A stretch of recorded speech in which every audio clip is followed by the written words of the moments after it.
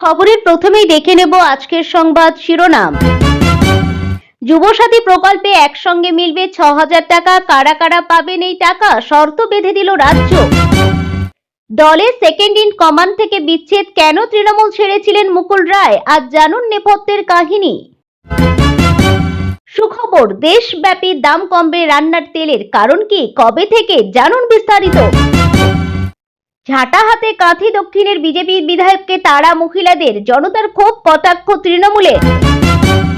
যুদ্ধ আসন্ন, যেভাবেই হোক অবিলম্বে ইরান ছাড়ুন। ভারতীয়দের নির্দেশিকা, দূতাবাসের চালু হেল্পলাইন। আসছি বিস্তারিত খবরে। যুবসাথী প্রকল্পে এবার এককালীন মিলবে ৬,০০০ টাকা। কিন্তু কারা পাবেন এই টাকা? জেনে নিন কি বলছেন মমতা বন্দ্যোপাধ্যায়। বাংলার যুবসাথী প্রকল্প নিয়ে সাধারণ মানুষের মধ্যে ইতিমধ্যেই উৎসাহের শেষ নেই। এবার রাজ্যের শিক্ষিত বেকাররা মাসে মাসে পাবেন ১৫০০ টাকা করে। জানা গেছে যারা আবেদন করছেন তারা নাকি একসঙ্গে পাবেন ৪ মাসের টাকা। কিন্তু কবে এবং কিভাবে টাকা মিলবে তা অবশ্যই জেনে নিতে হবে। যোগ্যরা প্রতি মাসে ১৫০০ টাকা করে বেকার ভাতা পাবেন।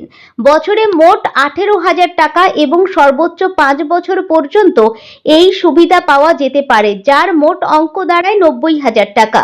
প্রথমে জানা যায় এই টাকা দেওয়া হবে ১৫ই আগস্টে, কিন্তু পরে মমতা বন্দ্যোপাধ্যায় জানান যে ২০২৬ সালের ১লা এপ্রিল থেকে এই টাকা দেবে সরকার। যেহেতু এপ্রিল থেকেই ভাতা দেওয়ার কথা বলা হয়েছে এবং ভাতা পেতে পেতে আগস্ট মাস হতে পারে, তাই এপ্রিল থেকে জুলাই পর্যন্ত ৪ মাসের টাকা একই সঙ্গে পেতে পারেন আবেদনকারীরা বলে অনুমান করা হচ্ছে। তবে যারা আবেদন করতে পারবেন তাদের অবশ্যই এই যোগ্যতা থাকতে হবে। আবেদনকারীকে অবশ্যই পশ্চিমবঙ্গের স্থায়ী বাসিন্দা হতে হবে। শিক্ষাগত যোগ্যতা হতে হবে ন্যূনতম মাধ্যমিক পাস। বয়স হতে হবে ২১ থেকে ৪০ বছরের মধ্যে। আবেদনকারীকে অবশ্যই বেকার হতে হবে। সরকারি বা বেসরকারি কোনো চাকুরির সাথে যুক্ত থাকলে এই সুবিধা মিলবে না। ইতিমধ্যেই এই প্রকল্পের অফলাইন আবেদন প্রক্রিয়া সম্পূর্ণ হয়েছে। তবে আবেদন করার সময় বেশ কিছু সাধারণ ভুল এড়িয়ে চলা জরুরি, না হলে আবেদন বাতিল হতে পারে। যেমন পেশার কলামে ছাত্র না লিখে বেকার লেখা বাধ্যতামূলক এবং নামের বানান যেন মাধ্যমিকের নথির সাথে হুবহু মেলে। রাজ্য রাজনীতির এক পরিচিত এবং প্রভাবশালী মুখ মুকুল রায় আর নেই। সোমবার ২৩শে ফেব্রুয়ারি গভীর রাতে প্রায় ১:৩০ নাগাদ নিউ টাউনের একটি বেসরকারি হাসপাতালে তিনি তাঁর শেষ নিঃশ্বাস ত্যাগ করেছেন। তাঁর প্রেরণায় শুধু একজন নেতার মৃত্যু নয়, বরং বাংলার রাজনীতির একটি গুরুত্বপূর্ণ অধ্যায়েরও সমাপ্তি হলো। দল গঠনের শুরুর কঠিন সময়টার যখন অনেকেই দ্বিধার মধ্যে ছিলেন, তখন মমতা ব্যানার্জির পাশে শক্ত হয়ে দাঁড়িয়েছিলেন মুকুল রায়। সংগঠন গড়ে তোলা থেকে শুরু করে বুথ স্তরের খুঁটিনাটির সমস্তটাই ছিল তাঁর আয়ত্তে। সিঙ্গুর থেকে নন্দীগ্রাম আন্দোলনের সময় তিনি মমতার ছায়াসঙ্গী ছিলেন। ২০১১ সালের পালা বদলের পরও দলে তাঁর গুরুত্ব অটুট ছিল। ২০১৩ সালে পঞ্চায়েত নির্বাচনে সংগঠন সামলেছেন মুকুল রায়। সেই সময় তিনি দলে যোগদান কর্মসূচির মাধ্যমে একাধিক নেতা থেকে কর্মীকে শিবিরে টেনে এনে রাজনৈতিক সমীকরণ বদলে দিয়েছিলেন। কেন্দ্রীয় মন্ত্রিত্বের দায়িত্ব সামলেছেন তিনি। ২০১৭ সালে দীর্ঘ ১৯ বছরের সম্পর্ক ছিন্ন করে তিনি তৃণমূল ছাড়েন। তার পেছনে ছিল একাধিক কারণ। সারদা ও নারদা বিতর্ক, সারদা চিটফান্ড কেলেঙ্কারি ও নারদা স্ট্রিং অপারেশন মামলায় নাম জড়িয়ে যাওয়ার পর থেকে শীর্ষ নেতৃত্বের সাথে তাঁর দূরত্ব তৈরি হয়। রাজনৈতিক মহলের ধারণা যে দলের নতুন নেতৃত্বের উত্থানে নিজেকে কোণঠাসা বলে মনে করেছিলেন তিনি।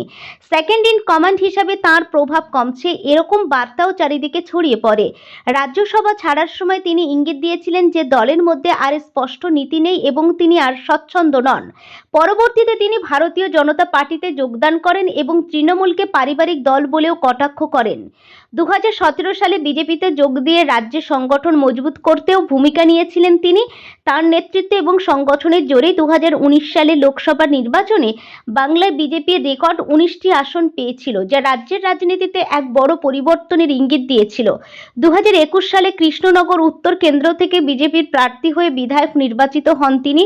পরে একই বছরের ১১ই জুন তিনি আবার বিজেপি ছেড়ে ফের তৃণমূলে প্রত্যাবর্তন করেছিলেন।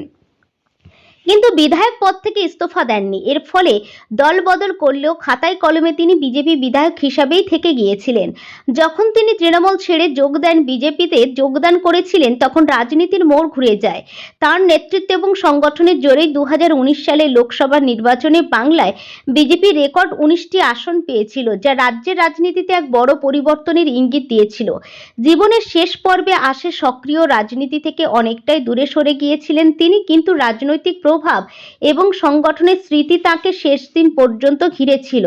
একসময় কৌশলী সংগঠন, প্রাক্তন রেলমন্ত্রী এবং তৃণমূলের অন্যতম স্থপতি মুকুল রায় তার রাজনৈতিক জীবনের যাত্রা শেষ করলেন একজন বিধায়ক হিসাবে।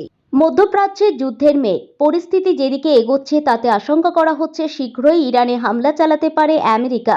এই পরিস্থিতিতে ইরানে বসবাসকারী ভারতীয়দের দ্রুত দেশ ছাড়ার নির্দেশ দিল দূতাবাস। সোমবার ইরানের ভারতীয় দূতাবাসের তরফ থেকে জারি করা হয়েছে বিশেষ নির্দেশিকা। সেখানে বলা হয়েছে, বর্তমানে ইরানে থাকা সকল ভারতীয় নাগরিকদের নির্দেশ দেওয়া হচ্ছে, যেভাবেই হোক আপনারা দ্রুত ইরান ছেড়ে বেরিয়ে যান। নিজেদের পাসপোর্ট, পরিচয়পত্র এবং অভিবাসন সংক্রান্ত যাবতীয় নথিপত্র নিজেদের হাতের কাছে তৈরি রাখুন। ইরানে যে সমস্ত জায়গায় বিক্ষোভ হচ্ছে সেই স্থানগুলি এড়িয়ে চলুন। যে কোনো সমস্যায় তেহরানের ভারতীয় দূতাবাসের সঙ্গে যোগাযোগ করতে বলা হয়েছে। ওই নির্দেশিকায় একই সঙ্গে দূতাবাসের তরফে চালু করা হয়েছে হেল্পলাইন নাম্বার। উল্লেখ্য, বিগত কয়েক মাস ধরেই দুদেশের মধ্যে সংঘাত চলছে। সাম্প্রতিক অতীতে ইরানের কাছে সমুদ্রে রণতরী, যুদ্ধবিমান এবং সামরিক সরঞ্জাম মোতায়েন করেছে আমেরিকা। মার্কিন সংবাদ মাধ্যমের প্রতিবেদন অনুযায়ী আমেরিকার সেনা হোয়াইট হাউসের ইতিমধ্যেই জানিয়ে দিয়েছে যে তারা ইরানে হামলা চালানোর জন্য প্রস্তুত। আপাতত মার্কিন প্রেসিডেন্ট ডোনাল্ড ট্রাম্পের সবুজ সংকেতের অপেক্ষাতেই রয়েছে তারা। মার্কিন সরকারের উচ্চ পদস্থ এক আধিকারিকের কথায়, চলতি সপ্তাহে ট্রাম্প কোনো সিদ্ধান্ত নেবেন কিনা তা এখনো স্পষ্ট নয়। তিনি গোটা পরিস্থিতি গভীরভাবে পর্যালোচনা করছে। বর্তমানে পরমাণু চুক্তি নিয়ে ইরান এবং আমেরিকার মধ্যে আলোচনা চলছে। ট্রাম্প কার্যত হুঁশিয়ারি দিয়ে আগেই জানিয়ে দিয়েছিলেন, যদি ইরান চুক্তিতে সম্মত না হয় তাহলে যুদ্ধ ছাড়া আর কোনো পথ খোলা থাকবে না। এই পরিস্থিতির মাঝেই এবার ভারতীয়দের দ্রুত ইরান ছাড়ার নির্দেশ দিল দূতাবাস। সামনেই বঙ্গ বিধানসভা নির্বাচন, তার আগেই জনসংযোগ যাত্রায় বেরিয়ে মানুষের ক্ষোভের মুখে বিজেপি বিধায়ক সুমিতা সিনহা।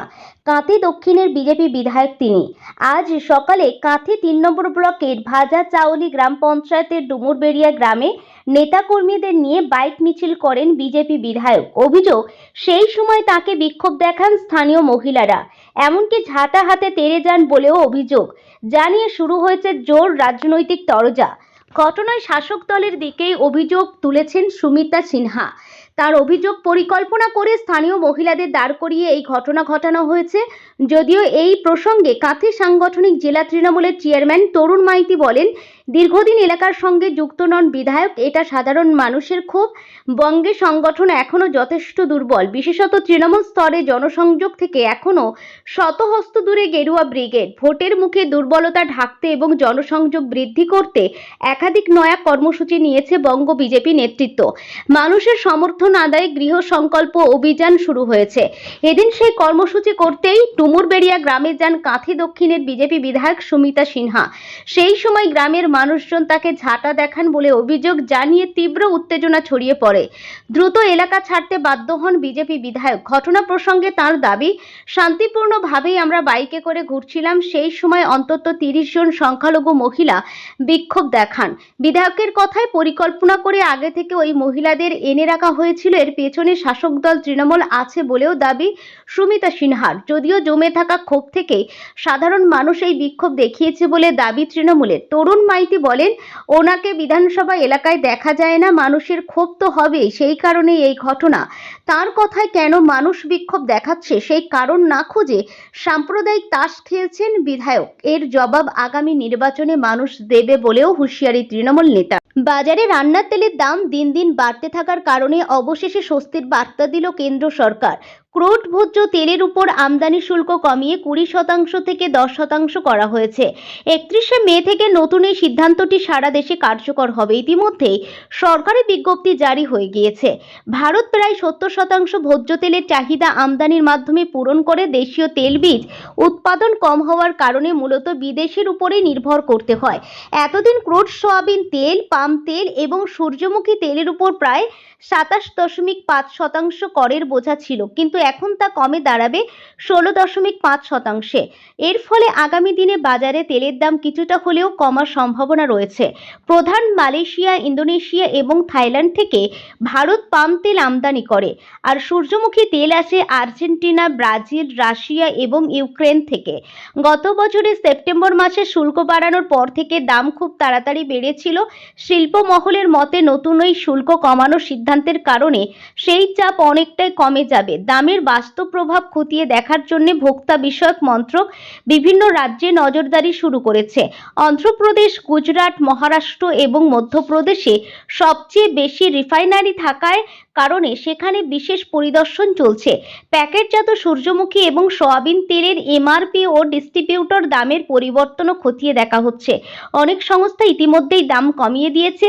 প্রক্রিয়াকরণ সংস্থাগুলি আশ্বাস দিয়েছে যে নতুন কম শুল্কে আমদানিকৃত তেল বাজারে এলে দাম আরও কিছুটা কমবে। সরকারের লক্ষ্য একটাই, ভোজ্য তেলের মূল্যবৃদ্ধি নিয়ন্ত্রণে রাখা এবং সাধারণ মানুষের